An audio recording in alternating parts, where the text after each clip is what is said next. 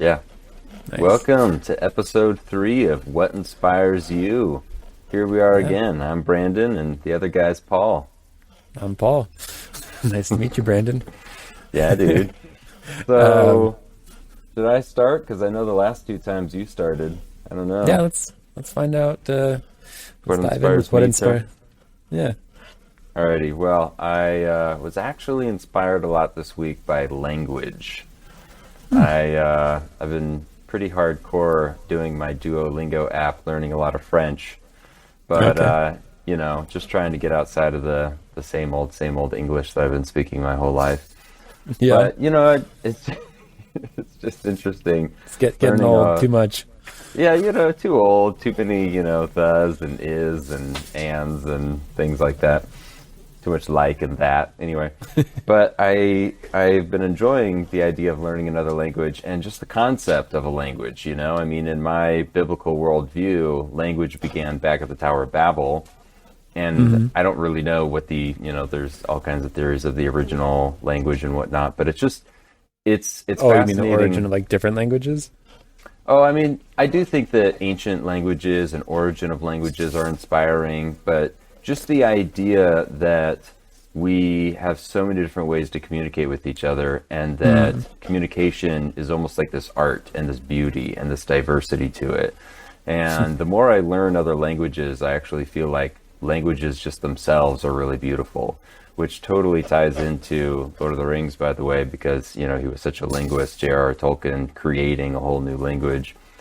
But I think the Yeah. more I study language, the more fun it is, when I see how, like, oh, these words are kind of similar, or, gosh, this word in this language is like totally different than in this language. Like, that's such Yeah. a weird way to say that. Oh, it's Kind of really like interesting people because almost it put their helps you. culture into their language too. So Yeah, like different definitions can even just come from historical events or yeah, cultural significance that people place on a certain thing, which is always like cool. yeah. And I think now we have more capability for learning languages than we've ever had before. We've got our apps, our books, our, language translators right off of Google. Somebody could be talking to you and you just like record them on your phone and instant translate. I mean, so many things like that. Yeah. And I just think about in even just a few hundred years ago, you may not have any kind of textbook that's like, the dummy's book for Spanish or whatever.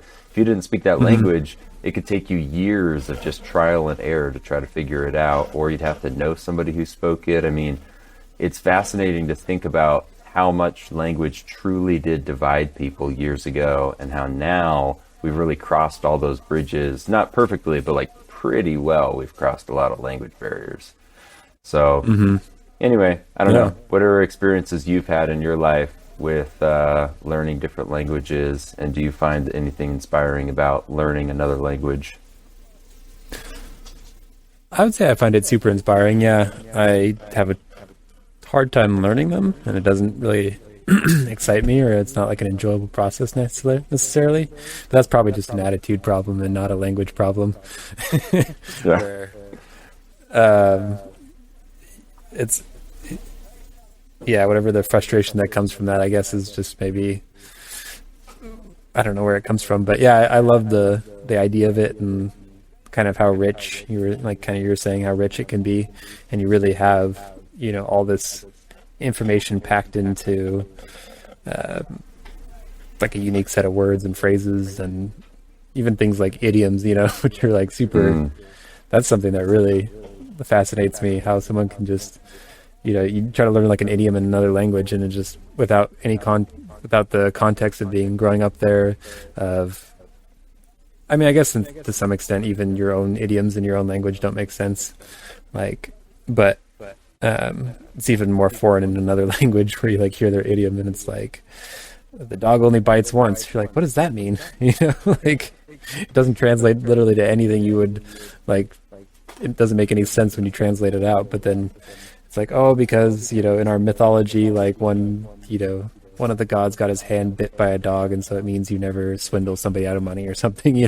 right. It's Kick like, the whoa, how did? bucket. Like, What does that have to do with anything? Yeah. Yeah, exactly. It's like you even speak the language, you don't understand it necessarily, you know? Like you know the meaning, but you don't know like the deeper meaning, I guess. And I'm sure you could look it up, but it's just one of those things where it's, yeah, there's like so much transmitted there through seemingly unrelated set of ideas, I guess.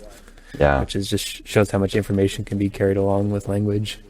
Yeah. So you're back on the French train. Did you take a break with that?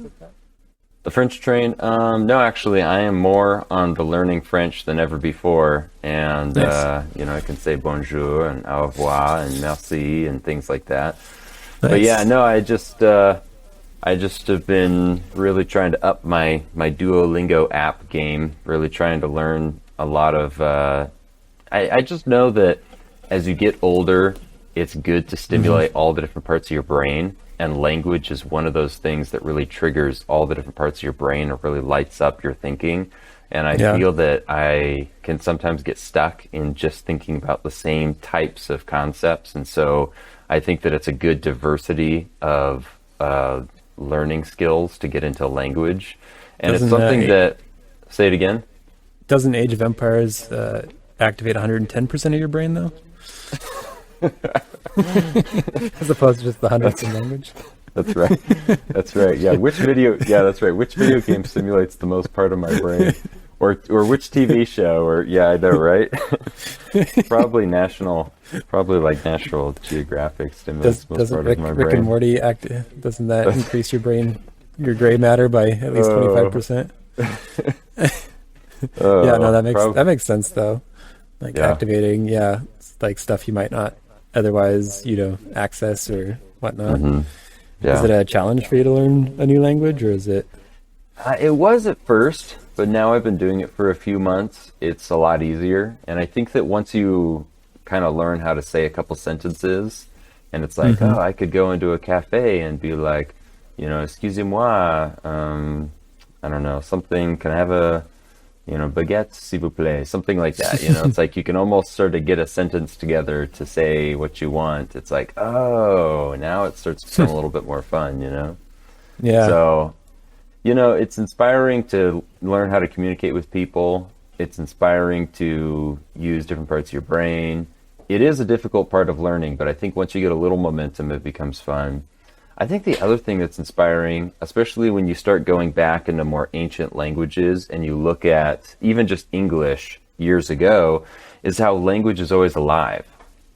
And I was actually reading Graham Hancock last night in his book, The Fingerprints of the Gods, and he was talking about how he actually trusted oral tradition in a certain context. It was writings of ancient Egyptian scripts, and talking about how he actually felt like the oral traditions passed down over thousands of years would actually be more true to the original story versus a written form of a story, because in a written form, the word meanings will change and you won't be able to understand the ancient like idioms or cultural references. There'll be a lot of things that get lost. Yeah, the context of it, the way people say it will get lost.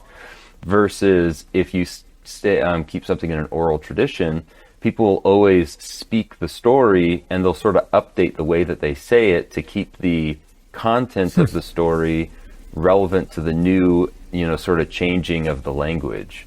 And I'd never thought of that before, but it is totally true that like, if you read some book that was written like 500-600 years ago, you got like your William Shakespeare kind of stuff, you pull that out and read it, it can be almost impossible to read. I think, again, going back to Tolkien, I think one of the first things Tolkien did in terms of writing works was translating Beowulf, that Nordic tale, and translating it into a more modern, understandable English, because it was like impossible to read, basically.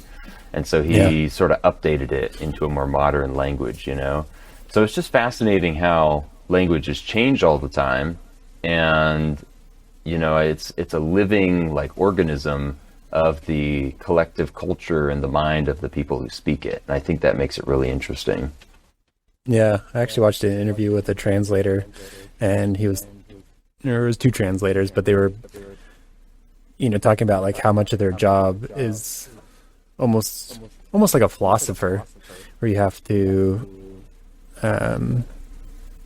you're kind of like analyzing the person who you're translating for, and you're kind of like trying to see their intent and like the deeper things that they're putting into their story. And rather than just finding like the first equivalent of a word, it's like for something, Right. Taking the phrases and taking the substance of it just beyond the words, and that's what you're actually translating, not just like the words themselves.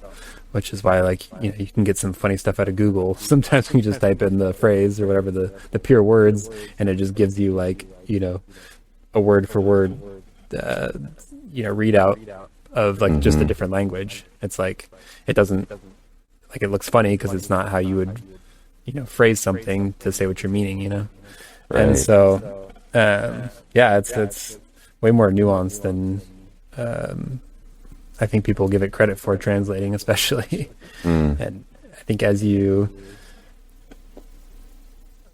a surface level, it's fine if you're just trying to like, translate some facts and stuff.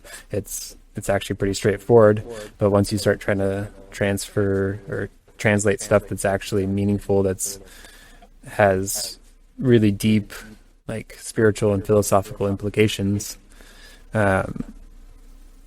there's, like, I guess the meaning of those ideas is deeper than the actual words themselves. So it's like you have to find a way to get to transfer those, I guess, which is hard. But what's your kind of process with learning a language? Do you like set out with a goal, or are you just kind of like more so wanting to learn, like, or I guess, do you have like a goal of maybe having conversations, or are you trying to like master it, or what's your...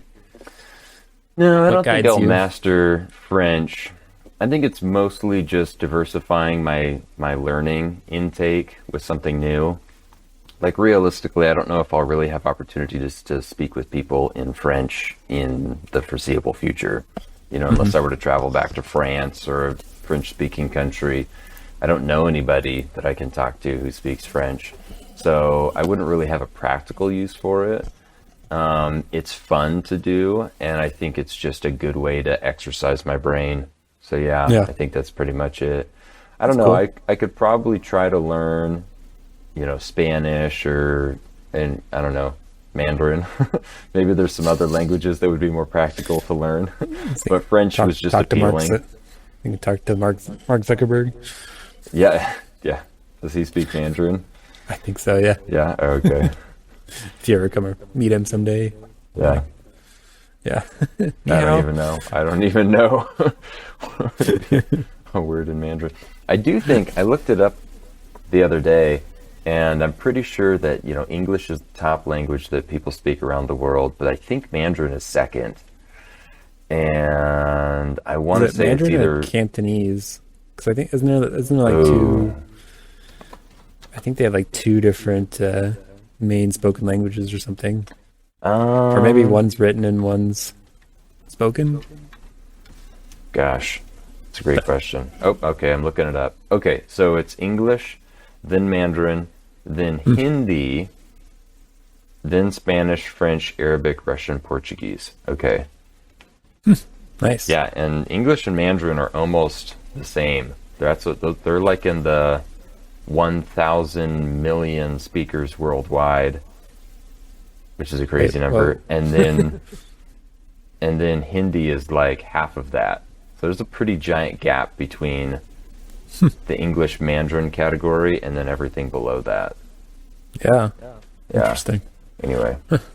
Yeah, I heard it's a really hard language to learn, so Yeah. I'm surprised it's like even that high considering that. But I guess if people want to do more stuff in the world, it's like, if people are more practical, I suppose they would learn one of those two. And then English probably is just the easier of those two to learn, so they're like, practical and easy. Although I've heard actually some people say that English is kind of like tricky in a few spots. I'm not sure, like I think it's like a lot of the overlapping words. Actually, my wife and I were talking about that the other day. It's like you can have how weird is it that you can have one word mean like three different things? Yeah. And like you just have to know based off context, it's like Like hi. Yeah. Like it could be a greeting, hello, hi, or it could be like hi, like you are high in elevation. You know, it could be high, like you're high on drugs. You Yeah, it know, could there's be a an bunch of emotional different thing. things. Yeah, it could be high. I mean, there's all kinds of Yeah. different things you can say with high. Yeah. Yeah. And so it's like how learning that language, like how are you ever supposed to know? I mean, until you get more familiar with the context, it's like why'd you, like what does it mean here? Like it's the same word. Why does it mean something different here? It's like so weird. Yeah. But yeah. Yeah, I like that yeah. Yeah, I just I don't know, I guess my brain isn't. Do you think, okay, here's a question. Do you think it's something that like language is something that people are like inherently talented at or have like a predisposition to? No, I don't like for myself personally, I don't think I had any interest in language until maybe a couple years ago. I Mm-hmm. think, I don't know, what were some of my roots of being interested in language? I mean, I think that language became interesting in two parts. One, doing biblical studies and understanding what Greek and Hebrew meant. And so it was Mm-hmm. interesting to learn, like, oh, this is this Hebrew word, and how many times is it used in the Bible, and what's the significance of it being used that way, and things like that. So I think that that was interesting. I think also learning Greek and Latin for just teaching anatomy and a lot of health sciences. Then it became interesting when you learned an origin of like of a Latin word, and you knew that, oh, this is why we say things this way, you know. Yeah. Like you know that pedal is a reference to the region of your foot, and so that's why we have pedals on a bicycle, because that's where your foot goes, you know. I mean, Yeah. just interesting connections like that. A lot of That English is almost just like building blocks of those Latin words, which is like kind hmm of convenient once you know like the roots. It's like it's like knowing Lego pieces, It's like so when you see two of them together, you're like, oh yeah, it's those two pieces. yeah. And so it's yeah. I learned a lot of Latin in school, and it was really helpful hmm to this day. So yeah. yeah. Huh. Yeah, so it's So you, it's interesting. Like you can, when the more you know of your own language, the more other languages make sense, and the more you mm, learn other languages, I feel like it enlightens you about how your language was developed. And yeah. so, I don't know, it's kind of just interesting figuring those things out, especially in the books that I spend a lot of time reading, the sciences and the biblical studies books that I like to go through. So yeah, Yeah. The big overlap in language there. I yeah. actually heard something interesting about the Bible and like actually the name like Satan and stuff. Like it just means like the adversary, right? So Yeah, it's just a title, not a name. yeah, and like that spiritual power is never actually named, but um, I guess there's like I've only heard it secondhand, but there's like a place in the Bible where even like an angel is called like the devil or the Satan basically, Mm. and it's with like Balaam's donkey when the angel like stands in the way. Oh, And so interesting. he's like the adversary to Balaam's progress and whatever he's trying to do. And so Oh, like even like that angel, which is like one of God's angels, is like described as like the Satan. that's So interesting. yeah, Hmm. yeah, Yeah, that's an interesting thought. Well, anyway, that's what inspires me, and for folks listening, and maybe for you, Paul, maybe you'll want to go learn a new language or enjoy the language you speak with a little bit more enlightenment to it. But yeah. segueing, unless you had any other thoughts on language, segueing from language, it sounded like earlier you were saying there was something that inspired you from the creator of the Elven language. It's a great segue. There's my segue. Uh, absolutely, yeah. No, so I'll start with this just at a ground level with the Silmarillion. It's a book that very much inspires me, and we can get into that. There you go. There it is. And kind of like what that is, but to keep it a little bit broader and maybe more relatable, just fiction in general. Like, why is that something that's inspiring, and why, can you have these made-up stories that impact your life and, change the way you live or think? Like, it's kind of wild. So, at least with the Silmarillion, for me, it was always something that inspired.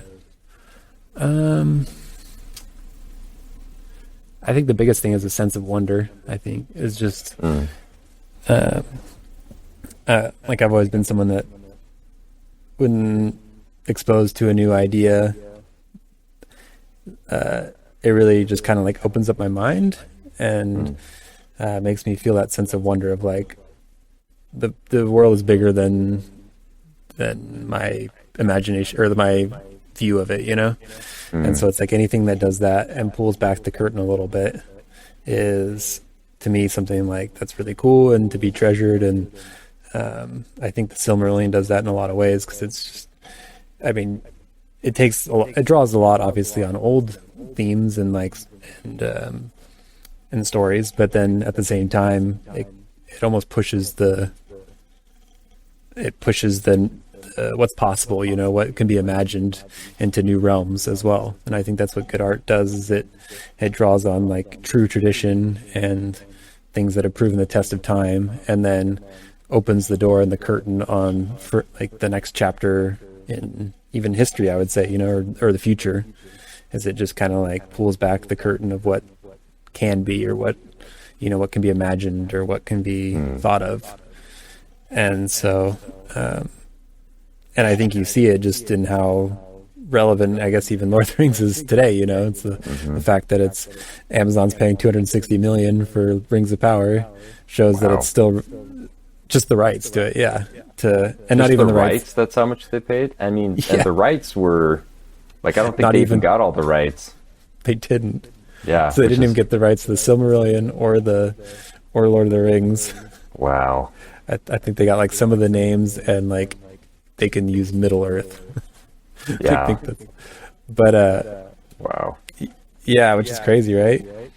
So the fact that, you know, people are dropping that much money, I think shows that obviously Tolkien was ahead of his time if was making, you know, a relevant world for the world of 2020 or a relevant fictional world for the world of 2022, you know? So yeah, it's just, for me, I like seeing the way fiction kind of like draws away the veil of what's possible or what can be imagined, I guess. And that's what's very inspiring to me. Is there anything that kind of stands out to you in fiction of like how it motivates you or makes you think differently? Well, I think, you know, what's really inspiring in storytelling and narrative, especially when it comes to Tolkien's world, is that the more you get into a story, the more emotion you feel for it, you know? And when you feel the emotion, that's when you get really hooked and you're like, oh, I want to read this story. I want to know what happens to the characters. I want to know what happens to the situation, whatever it is. And I think that most of the time when people tell a fictional story, you're getting invested particularly in like the hero of the story and maybe some of the other main characters or supporting characters, whatever. But I think what's interesting with Tolkien is that you get invested in the world that he made. And that's what's trippy about the Silmarillion is that when you're reading the Silmarillion, there's a ton of different characters. You're not getting invested in each one of the characters. And the information about the characters is sometimes posed as almost a little bit more factual. You know, it's more historical. It's not like you're really getting into like the mind and the thoughts and the heart of the characters. A few of them you do, but not all of them. Not like you do in The Lord of the Rings or The Hobbit, you know, not to that extent of detailed narrative on one character. And so when you read the Silmarillion, it's like, cool, there's a bunch of interesting people that you get into, but mostly you're just interested in the world that Tolkien created. And I think that's what's fun about it, is really getting into his world building mind, the whole world that sets up for the future characters that you probably really love in The Hobbit and The Lord of the Rings. And I think that when you can create that depth of an interest into a narrative, then whatever principles or symbols come up out of the fiction have so much more meaning than if you just write down, you know, something that's like, you know, doing the right thing can be hard, but it's worth it in the end. It's like, okay, that's kind of the, you know, one of the moral principles you find in The Lord of the Rings. When you know the whole depth of the story, it's like, oh, there's a lot of weight to that, and you kind of feel the emotion of it, and the characters cry, and then you want to cry, and you're like, oh, I love this story. But if you just said that as like a one-liner, out of a textbook, it'd be like, yes, I Doesn't agree with this statement. doesn't quite Okay. hit as hard. Doesn't hit as hard moving on in life, you know? Okay, so that sparks two questions for me. Uh-huh. The first being, would you say that the world itself is a character, or could be described as a character? Oh, that's interesting. Oh, wow. I don't know. Is the world itself a character? Huh. I mean, Like, because gosh. it goes through changes, it has arcs, it's different ages, there's transformation. I definitely feel that in the way that Tolkien wrote it, it's almost feels like it's a character. I don't know if the world itself is a character in every fiction, but in his fiction, I do feel like it's a character. Yeah, like Like the fact that he character of names Middle it, kind Earth, of, or yeah, I feel like there is like a character to a lot of the different just lands that he creates: Valinor, Numenor, Middle Earth. It does feel like there's sort of a personality to a lot of the places, and sort of this love that he has for those places that he describes in detail with the people Yeah. who live in there and the landscape and how that place came to be, how it changed. Yeah, I could see Yeah. those being identified as characters. because they Yeah. almost have like I think you made a good distinction of like they have their like distinctive layouts and attributes, and I think that's like almost an identity thing where Mm. it's like they have their own identities, like the places themselves, which Yeah. I think in a lot of times act on the characters more than the characters would act on like the place, so it's like Valinor is a good example of that, where it's like the place is more powerful than the characters in a sense, if that makes, I don't know if that's Yeah, makes it's the sense or not, Undying but Lands. It's yeah, totally. I can see yeah, that. so it shapes them more than they shape the place, and then yes, and then it causes it's obviously like a major plot point and drives things um until forces like bigger than that, Valinor, like either Morgoth or whatever, destroy the tree and like change things. But as far as the elves are concerned, it seems like the places actually have like greater importance or more character than them in some way, or like shapes things more. The second question was, so do you think, you were saying that earlier, that like the story might not be as impactful if like Lord of the Rings hadn't existed? So if you were just reading the Silmarillion and Lord of the Rings hadn't existed, would it be like even interesting to you, or would it be like what's this all have to do with anything? Does I don't think does it. I Lord of don't the think it Rings? would be. Yeah. Yeah, I don't. If The Hobbit and The Lord of the Rings didn't exist, I don't know if I would be super interested in the Silmarillion. As a story itself, it might be kind of interesting, but I don't think I would have the level of interest that I have because I know The Hobbit and The Lord of the Rings. It's like I think my interest starts first with those books, and those books are kind of like the end of the story. Like Tolkien doesn't have anything that he really gets into after that material, so it's like here's the end of the whole narrative of Middle Earth's history, and this is the crescendo of the whole story, the climax, which he brings down into these other books. And obviously he kind of wrote The Hobbit first, and I don't know exactly how much of the Silmarillion history he had fleshed out at the time that he wrote The Hobbit, and then later The Lord of the Rings, which I'm trying to think how much later it was. I want to say it was like 15 to 20 years later when he wrote The Lord of the Rings after The Hobbit. But he well, anyway, so I don't know how much of the Silmarillion he had in mind when he was writing those books. Yeah, But I definitely it seemed think like he for me- started with, I think if I remember correctly, he started with a lot of just the notes and world building first, and then built stories out of that. If I remember correctly, but Okay. because I think he was like keeping notes about the world and the language for like a really long time before he even wrote. Yeah. And so I think he was like in his early 20s when he started, like, I think he came up with like the Elven language first or something, or started I think that, so. and then started then doing like basic world building stuff, and then even later on like did stories, I think. So, but yeah, Like- go ahead. I just think about I think about history for the real world. History if you, were reading the history of, some event that happened hundreds of years ago, and it didn't culminate in our present day. It's like, oh, here's a history, but it has no relevance on like our current world today. If it was like not our true history of how life on Earth has been existing, it's like, I don't know if I would be interested in that. Like, history is interesting because it's the lessons of our past, not somebody else's, Like, if it was history and there was no sort of like ending point where it came to how it's relevant in our life today, or if there was no like personal character that it came back to that I could really highlight, here's Bilbo, here's Frodo, here's Aragorn, I don't know if it would be that interesting to me. Yeah. I feel like I would pick it up and maybe browse and go, oh, that's cool, but I don't know if I want to sit and read through the whole thing.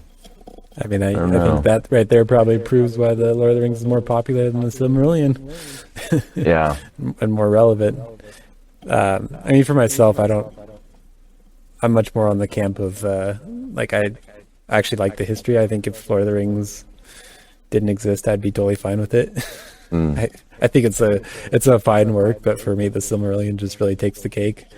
And Lord of the Rings is kind of like an afterthought in my mind. I know that's blasphemy, but I don't think that's blasphemy. Yeah, because for me, I don't. Because when I'm thinking like fiction, I'm thinking something that's because you use like the example of history, which I think is like interesting. But I guess things for me don't need to be tied in. I guess, yeah, why I'm placing the importance on fiction is because it doesn't need to be tied into the real world for me to find the inspiration and meaning from it, I guess.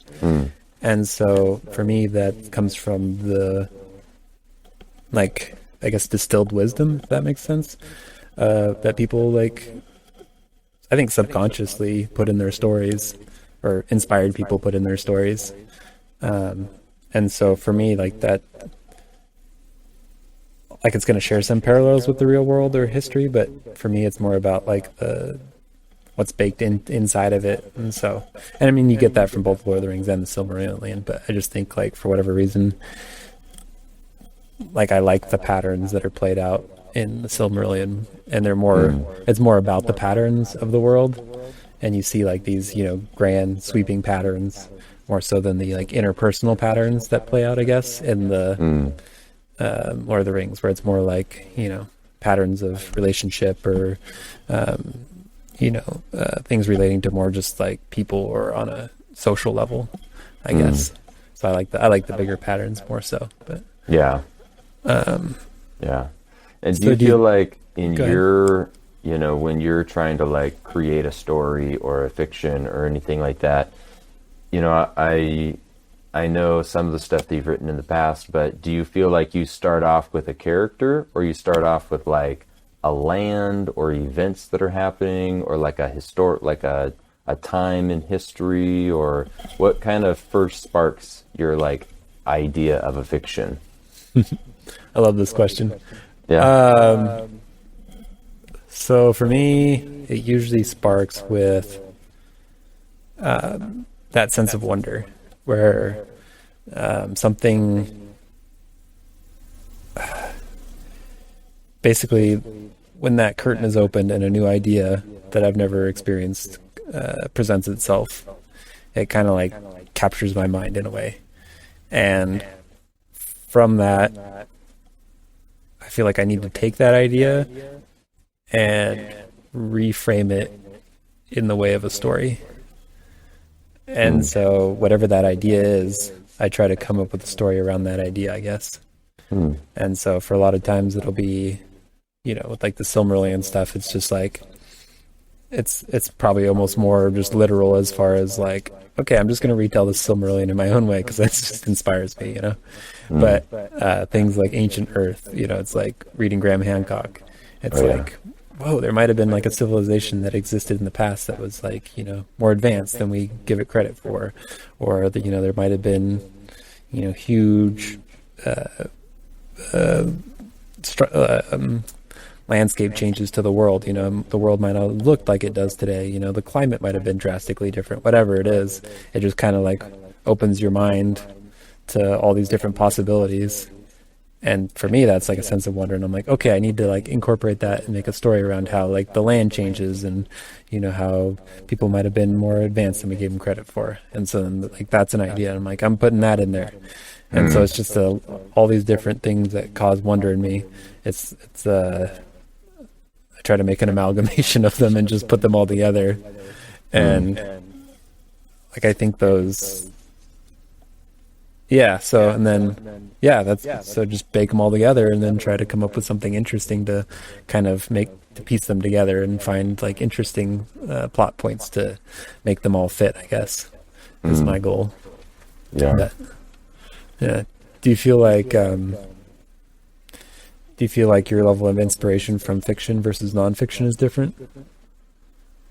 Fiction versus nonfiction, my level of inspiration. I think that when I read a fiction, I am inspired by an idea of,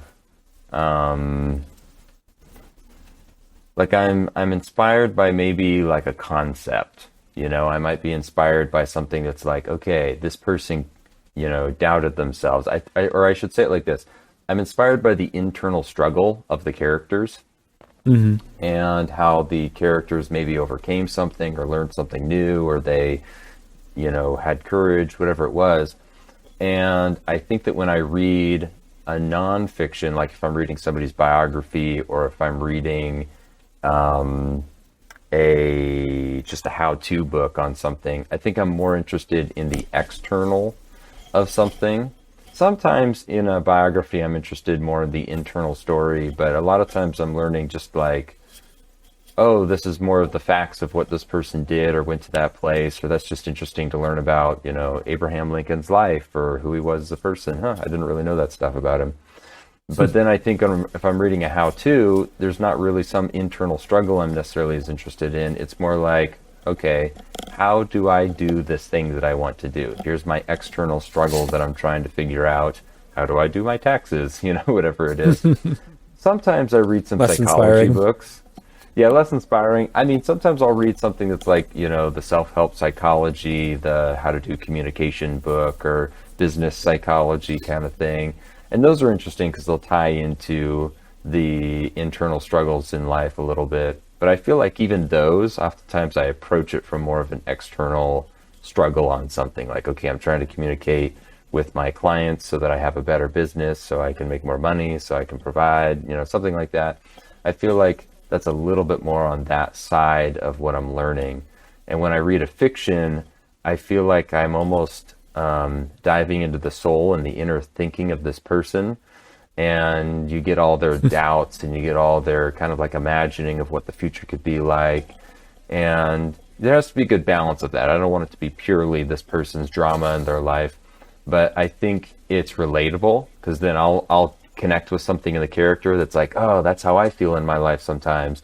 And then it almost feels like you made a friend with this character and you're like struggling with them in their life plot.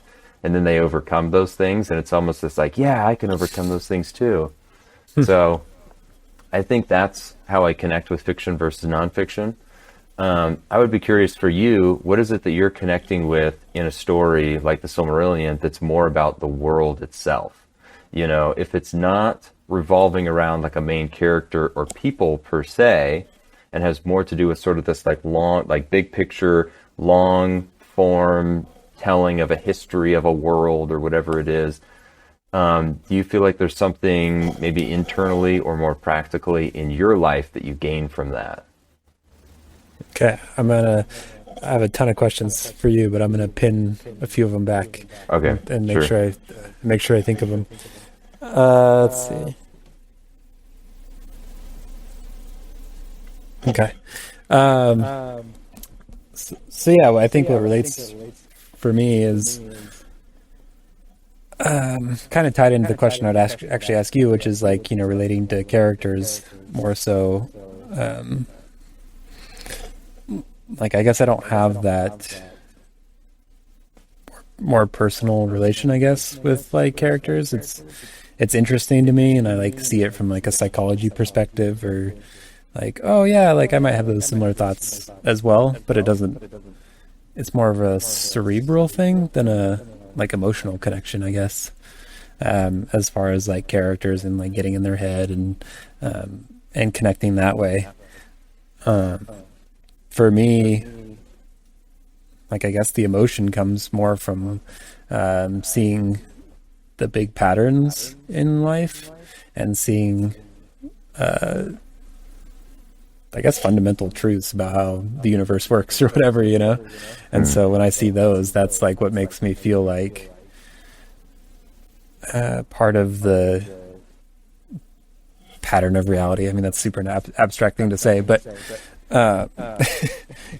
once you, I feel like, yeah, there's just like certain things that are just like, and I know I'm not using any specifics, so that's hard, but I don't know, just talking about the way the world's set up, or like how, not necessarily karma, but like things where, you know, like if you do bad things, like this is how it comes back on you, you know, or like this is how, you know, these like evil thoughts can lead you down a destructive path, or this is how good thoughts can, like, you know, transform the world around you and like really, you know, elevate the people around you. How interacting with like spiritual beings in like a healthy way, like God especially, will like, you know, spark divine inspiration and like really set you on a path that'll, you know, transform your own life and the world around you. How you know, embracing beauty and like integrity will basically like set things right in the world and like heal your relationships and heal you know, heal all the hurts that have happened, you know. So it's a lot of these like bigger concept things that are like played out, I guess. And when you see them at like the scale of the world, it's like cool to see, because I truly believe that, like, you know, it starts with the individual, but seeing, I guess, yeah, I mean, it kind of happens in the Silmarillion too, where it's like at the individual level, it's just the individuals in the Silmarillion have like so much individual power, I guess, and they're like so strong, and they have like these, you know, strong abilities. So when they act out these things, you know, like Feanor with the jewels, like, you know, his hatred consumes them, and then it like almost like destroys an entire race of beings, you know. So it's like, true, yeah. It's the same principles as like, you know, hating your brother in real life, you know, as Jesus said or whatever, but it's just played out on a much grander scale that's, I think, easier to see. Yeah. And so it's like, yeah, you know, or someone does something heroic, and it, like, you know, at the scale of the Silmarillion, it impacts like the whole world, you know, and then evil's vanquished for a millennium or something, you know, because someone made like the right choice and did the right thing. And so it's just a more blatant example, I would say, of like these things that can be hard to see in real life, or like subtle, you know. It's like if you're just kind to someone at the grocery store, it's like, did that actually work, you know, or not work, but like, was that actually a good thing, you know? Did it even matter? Like I just, you know, said hi to my checker and like asked them about their day or something, you know. It's like, was that even really a good thing, you know? So it's not, it's so much harder to discern in real life, but like in a story, it's like they did the right thing, and then, you know, this massive change happened, and I think that's what's like cool. Yeah, no, it's I'm understanding now your appreciation of the big picture a lot more, because when you have that larger context, you see the ripple effect of action. And so, you know, you can ask those questions like, what would the world be like if Cain didn't kill Abel, you know? But instead he did, and you see the genealogy change, and you see how he goes off and builds a city and does a whole different thing in his life, and then Seth is born, and it's like, okay, the whole world changed because this action. Whereas when you're in the details of a story, you don't always get to see what happens a year later, 5 years later, 1,000 years later, whatever it is. And so Yeah, it's the just kind of this like, ramifications of well, the choices. Yeah. yeah, and that is true because that is relevant to real life. Like, we don't really understand the ramifications of our lives until maybe we're older, and even then you may not really understand it. I mean, you look back on people, you know, Leonardo da Vinci, where it's like, okay, he created all these amazing works. At the time he was making it, was he sitting there thinking, I am a historic figure. Everyone will know who I am, and I'm going to make stuff that, like, everyone will be able to recognize this. It's like, in the moment of his life, he didn't see those ripples throughout the future of his history and the world. Yeah. And so for him, he probably had times where he was like, I'm depressed and my life sucks because who even knows what I'm doing with my life? Whereas us looking at him are like, dude, we see it, you know, like, you're awesome. So I can definitely appreciate more what you're saying, the ripple effect, the long-term view of a person's actions can be really inspiring to see, and then to question, what if they did it differently? You know, how would it have changed things? Yeah, that is a lot of fun stuff to think about for sure. Yeah, so it kind of just inspires me to to continue to try to have integrity, I guess, and try to you know, it's like the things people act out, like, yeah, you might not have like the same level of power like as another character or whatever, or like person in the world even. You know, it's like if you're the president and you make good decisions, it's going to go a lot further, just in the world speaking, not necessarily morally, but it's going to go a lot further into changing the world and like making it a better place than if you're just like, you know, an average grocery store worker and you make good decisions. You know, it's like your ripple effects and how much it affects other people might not be as much, but like seeing it on a big scale played out shows that it's like still important, I think, to even then implement at like a smaller scale with like less power. And so like I'm looking for like the ultimate pattern, and then you can model your own decisions and like ideas based off of that. But the question I was going to ask you is, do you feel like you relate to, because you made a distinction between fictional and non-fictional, even like people or characters, and it sounded like you related a lot more with the fictional ones, as like, you know, almost having like a friend or somebody that you can share experience with. Do you feel like you get that similar experience in nonfiction as well? Like, you know, maybe a biography or something? Like, do you feel that same like level of relatableness, or is it like they already have a set of ideas, like they're already a set person, so it's like you can't really mold yourself with them, I guess? Yeah, I do. I think sometimes I can connect with a nonfiction character, you know, a person of history. But I do think it's harder because in a person of history, especially when you read a biography or an autobiography, there's so much detail to the person's life that it's sometimes hard to find similarities, because you'll find a lot of things you're not similar with. Versus a fictional character, there's only so much details about the character, which leaves them somewhat ambiguous and allows you to be more like broad brush kind of relevant with them. So a fictional character, it can be like, oh, they're a hobbit, and like nobody really knows who the hobbits are. They're sort of forgotten about. And it's like, I'm forgotten about too. You know? And I think that if you're reading a story of somebody's life, there's so many details. It's like, well, that was just one of the details. Now here's like another 1,000 details about them. And it's like, oh, well, I only relate to like 4 of those things. Yeah. Versus in a fictional character, if you relate to like 4 different things about the character, you basically are the character. It's like, that was it. There were just 4 things about them, you know? You're like, I'm kind of tall.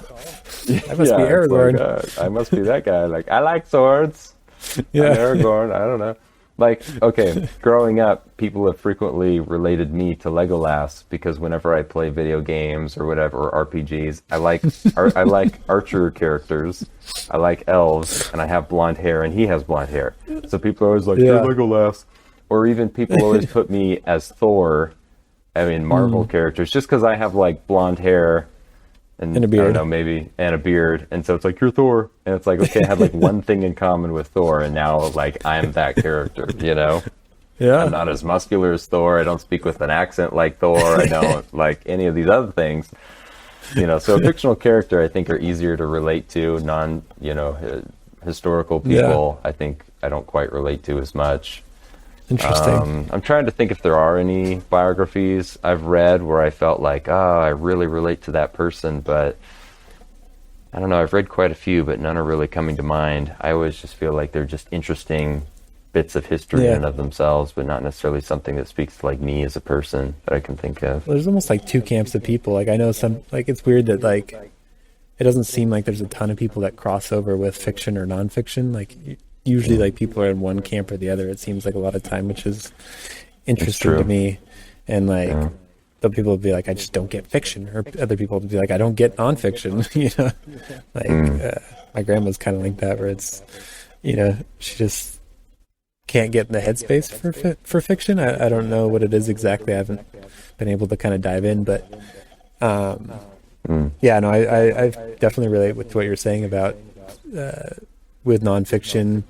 It's like the more you get to know somebody, the more you realize, like the more differences you notice. I guess try being married, and you kind of like can see that firsthand. And yeah, so for me, like that's always something that's like it props them up as more of an individual or like something outside yourself. The more you learn about somebody, I guess, which I think could be a really good thing. And it's like that's what helps you appreciate the other person, I suppose, and makes them less of like a narcissistic version of you in your own mind, and like something to be like celebrated and like explored and interested in, I guess. When you do see someone as an individual. So I think you treat people better because of that. Yeah. But as far as like fiction and like seeing characters as representations or identifying them as something of yourself, I think that's actually like therapeutic and actually like helpful in a lot of ways to like work through your own just work through stuff in your own mind, and like you get to see, like put yourself in. It's kind of like almost like I would see it almost like a toddler where they like play to learn, and they like test boundaries and whatever, and they like hit their dad kind of hard, and then he's like, okay, that's funny, and then a little bit harder, and it's like, okay, that's still fine, and then like wham, too hard, and it's like, whoa, okay, that's where we're setting the boundary, you don't hit harder than that. Yeah. And so it's like it's kind of a way, I think, to put yourself in other situations and like see like how you feel about it, or like what, because if you're emotionally invested and then a character goes through a situation, you almost by proxy get like a little bit of that emotion back, or like what that situation would cause. It's like, are they in a frightening situation? Like you get to feel like a little bit frightened. You're not actively getting terrorized by like a giant spider and traumatized for life with like PTSD, but you get to feel like a little bit of that and be like, ooh, how would I react? A little to bit that, of PTSD. Yeah, just a bit. And then you get to like kind of play around and like, how would I react to that? Would I be like paralyzed, or would I be, someone who steps up to the plate or whatever? And so you're almost, yeah. It's true, and I'm gonna see if I can tie everything together right now, because you were leading into a good way to tie a lot of stuff in here. It's fascinating when you think about fictional characters, because you have a mirror to yourself. Right, that was kind of what I was talking about. It reflects back on you, and you can think deeply about your own. What would I do in a hypothetical situation? Do I have the same struggle as this person? Whatever. But it also kind of gives you a view to a wide range of people who are different from you as well. And I think that that's important in learning how to appreciate and care for the humanity of other people, is to see that like, oh, here's the main character in a story, and maybe I'm nothing like them, but I care about this character, or I care about the other main character or a supporting character, whatever it is. And it's like, I can care about people who are not like me at all. I don't have anything in common with that person, but I value them. And I think that that can teach really good relationship skills in the world, especially when you're trying to hang out with people who have different languages, or people who are just different from you, whatever it is, whether you're in the same town, same language, or completely different. It does teach you how to have more of that like acceptance and patience with a broad spectrum of people. And I think that is really cool, Is there ever like fictional characters that like you actively try to not relate to, or like are just so foreign that you don't? so foreign that I don't. Maybe Gollum. I don't totally Yeah. understand. I mean, he's bipolar, and he's got like a lot of trauma that he's dealing with, and a lot of strange sort of inbred philosophies in his mind that he basically is trapped in and can't get out of. But I don't know. I don't know if I relate with him, but I think that I look at that character and it's like, okay, in the story of the Lord of the Rings, a lot of people wanted to just kill Gollum, but Frodo had pity on Gollum because Frodo saw that I could potentially become this character if the ring gets to me too far. And so you have this great dynamic of the story that's like, here's somebody who's like gone too far and they're almost beyond the point of healing and recovery. And Frodo like will not accept the fact that this person's too far gone and wants to show mercy and give Gollum one last chance in the hopes that that almost shows that Frodo will hopefully never go beyond the point of no return, And so he sort of loves this character out of his love for himself, which is really interesting. And he was also kind of using him because he wanted to get into Mordor and all that kind of stuff. So it was maybe a little bit of an abusive Win-win-win. And he strapped him up with ropes and, there's some things like that. So, but whatever. Yeah, if you're into that kind of stuff. Yeah, elven ropes and things. Somebody's into it. Yeah. So I guess, not relating to a character is like, they're super alien or something or don't share any sort of human characteristics, I guess. Yeah, it's like I don't relate to Gollum, but I can see the value in understanding Gollum and caring for Gollum, which I think is a real world principle to have. Yeah. Is there any like human characters or whatever that like you just actively didn't want to relate to, or like, I don't know, maybe like a villain or something where it's like, ooh, I don't want to put myself in their shoes or something. Maybe like Dune, Baron Harkonnen or something. Baron Harkonnen. Yeah, probably that character in Dune for sure. I mean, I'm trying to think of a character that's not just a villain, because it's easy to say like, ooh, I don't want to be a villain or I don't want to connect with villains. But I'm trying to think if there's like a main character in a story that I don't necessarily like. Oh, okay, wait, here we go. Here's a main character. In the Hunger Games, Katniss. Actually, pretty much all the characters. I pretty much hate all of them. And Equally? I'm just going to completely rant. No, actually, I liked a couple of them. I think I liked Gale, and I can't remember. I might have liked Because people Katniss's called you younger Gale. sister. Nobody ever called me Gale. No, I was never related with any of. I feel like I have no relationship to the characters in that story. But Are you only related to characters people call you? no, but I'm just kidding. yeah. But I feel like that was a character where, as the story went on, I hated Katniss more and more. And I think it's because she just kept making a lot of bad decisions. And I felt like she didn't really redeem herself from those decisions. I feel like she didn't really like learn to become a better person at the end of the story. I almost felt like she became a worse person at the end of the story. And so I really hated that character because it's like, I felt like she started off being very honorable, sacrificing herself as tribute for her younger sister. It was like this really noble. I feel like she peaked right there. And then later just became like more and more corrupted and mixed up and confused and weird psychological issues, and she had traumas, and she just got like, it's like your whole thing went downhill and you never recovered and like made a return and peaked again out of that, And so that's a character where it's like, I do not want to be like that character at all. Yeah. Yeah. So is it, I guess maybe, is it something that you choose? So or relating to a character, is that something you choose to do, or is that something that just happens? I think that's something that people can choose to do. I think that choice is easier if you have more things in common in your life and your circumstances with the character. But I'm sure that there's plenty of people who choose to relate to a character that maybe they don't have a lot in common with, just because they like a certain thing about that character. Maybe that character is the person they want to be and they're not that character, something like that. But yeah, I don't think it's something that like necessarily happens to you. I think people kind of choose to decide that they want to relate to a character more, like open themselves up to that character almost. Interesting. Yeah. Dang. Yeah, I love all this. I love this topic. Yeah. It's like, it's just, as someone who writes, it's fascinating to me just to kind of hear like, why, because everybody's got like a little bit different reasoning too for all this stuff of like why they relate to a character, what appeals to them about, a world or fiction or whatever. It's like, it could be, for some people it is the characters, for some people it's the plot, some people like the prose of the writing, or the dialogue in the show, it's like whatever it is.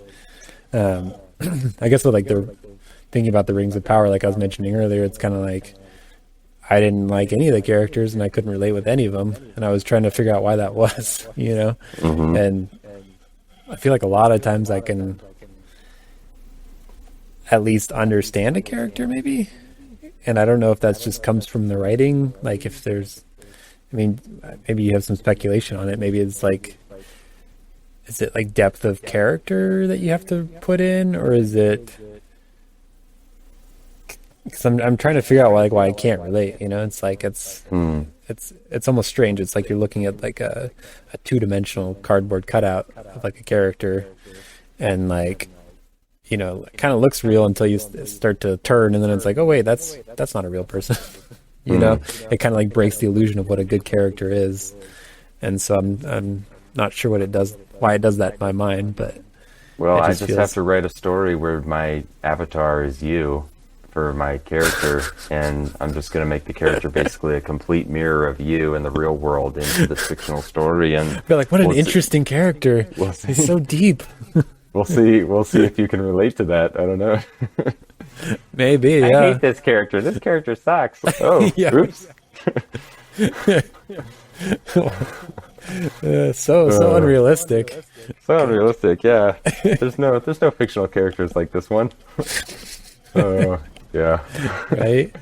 Yeah. That's actually kind of a weird thought to think about. Like, if I were to see myself totally objectively as a character in a story, would I actually like myself or not? That's a whole rabbit trail. Yeah. Yeah. And who gets to, write that or pick that, because it's like if you're writing it, you're biased. Mm-hmm. If someone else is writing it, like, that's why I think it'd be like freaky to read a biography of yourself, like, yeah. I think like people like Obama have one, so it's like, yeah, it's like people write a biography about somebody while they're currently alive, and so you could read this biography about yourself, and it's like, oh, that's not how it went down at all. Like, no. Yeah. It's like Obama wanted to become president because he was tired of being bullied at school. He's like, I was never bullied. Like, what are you talking about? It's like, that wasn't my motivation. I just wanted to rule the free world. No, I don't know. Whatever his motivation was, I don't know. But yeah, it would be weird. I guess you just have to like, just add depending on who's writing it, and then you get to see what they really think about you. Yeah, it's like you can't really write without bias. So, it's like even if it's either so objective that it's bland, and you're just writing like facts, or if you put any sort of emotion into it, it's going to be biased. And you kind of see what people think of you. So. Isn't that the history of what's his name? The guy who made the Nobel Prize, and I think his name was Nobel. His last name was Nobel. He was originally, I believe, a weapons manufacturer in America, and then he decided that he just kind of didn't like the way people viewed him. So he I don't know if he faked his own death or he did something where the newspapers thought he had died, and they started writing all these obituaries for him, and it was all this like the master of death is dead himself kind of thing, and he just looked at it all and was like, oh, people only ever know me as this like killer of people, and I don't want to be known that way. So he took a bunch of his wealth and created these prizes that people could earn for doing something that benefited humanity in some way, and now that's what he's known for, So, reinventing yourself, that's cool. Yeah, it would be interesting. I don't know that a lot of people could take like a full-on like objective critique of themselves. I guess that would be a pretty brutal thing to really dive into. But I don't know. It'd be interesting, I guess. It's interesting, because it's like people will really tell the truth about somebody after they're dead. There's no way it's getting back to them. Like, maybe no everyone rumors should fake their death at or, least once in their life. maybe I should do that. I don't know what would happen. That'd be interesting. I'll help you out. All right, well, should we wrap it up on that That's note? probably a wrap right there. Yeah. So Faking Death, Nice. the Silmarillion, story Yeah. arcs, Learning characters, different languages, and all how kinds of rich interesting and stuff. complex they can be. Yeah, Yeah. that was a good one, man. Yeah. As a pleasure, as always, it's a pleasure speaking with you and Absolutely. nerding out. And we'll try to do this again next week. Yeah, for all those listening, I hope you've been inspired.